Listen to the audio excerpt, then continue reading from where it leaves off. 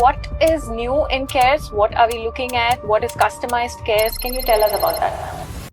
We are doing in CAIRS now is custom shaping of CAIRS. It has improved it much more. Instead of just getting a uniform flattening everywhere, you can actually customize your flattening to the areas that need flattening. How do you come up with such innovation? When is that eureka moment? Okay, that's a tough question to answer. It's a pleasure having Dr. Soosan with us today. Welcome, ma'am, for our podcast. Preethi. Thanks a lot. So now we all know about CAIRS, how it has revolutionized the treatment for keratoconus world over, and we have so many countries and doctors following this technique. And we have the innovator with us. So I'd like to hear from you, what is new in CAIRS? What are we looking at? What is customized CAIRS? Can you tell us about that, ma'am? Yeah, thanks, Preethi. CAIRS, I think, is very interesting for me to talk about because now it has caught on in so many countries and so many people are doing it. It's also giving advantage to so many keratoconic patients around the world. So what we are doing in CAIRS now is custom shaping of CAIRS, which means that we don't just, and this we've been doing since actually many years. We had actually talked about it first in 2017 and then since 2018 we are doing it. What we have to remember is no two keratoconic patients are exactly alike. Even if their overall morphology looks same, they always differ. You know, even the two eyes of the same patient are not exactly the same.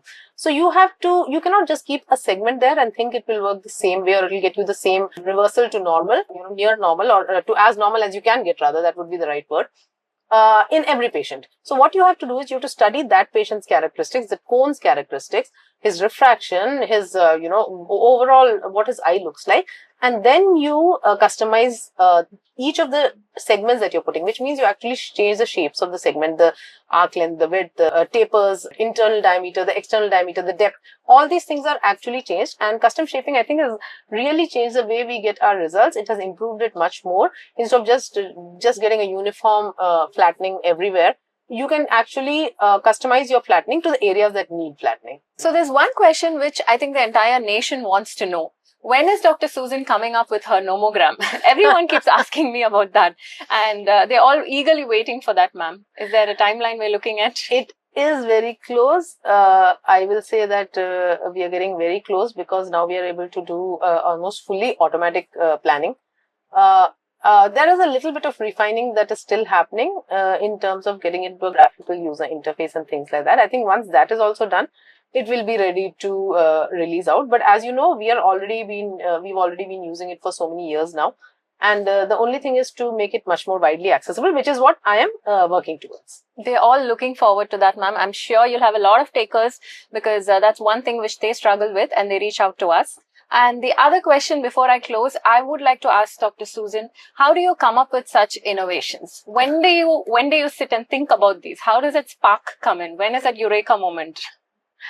Okay, that's a tough question to answer. If you think, if I have to think about it, I would say that they probably come under two extreme circumstances. One is when you're under pressure, which is either when you're operating, which is always, of course, but also when you're operating, and you are under pressure, you have a problem which you have to solve. And then, somehow, you just look at it and somehow, things fall into place. That is one situation. And the other is the extreme opposite, which is basically serendipity, which is when you are completely relaxed or when you're not thinking about this, but your brain is still having that problem somewhere at the back of its mind. And it's always been, working or thinking about that issue, not exactly right at the forefront, but at the back. And then when you are completely just doing something else, suddenly this thing comes, oh, okay, that might work there. And that's the other. I think these two would be the same. Of course, working in Agarwal's helps because it's always been an innovative center for like decades. So that atmosphere of innovation is, of course, all important. True, ma'am. Thank you so much for being on our podcast. And we're looking forward to more such innovations from you. And thanks for being a great mentor to me as well. Thank you, Preethi. It's been a pleasure. Thank you so much.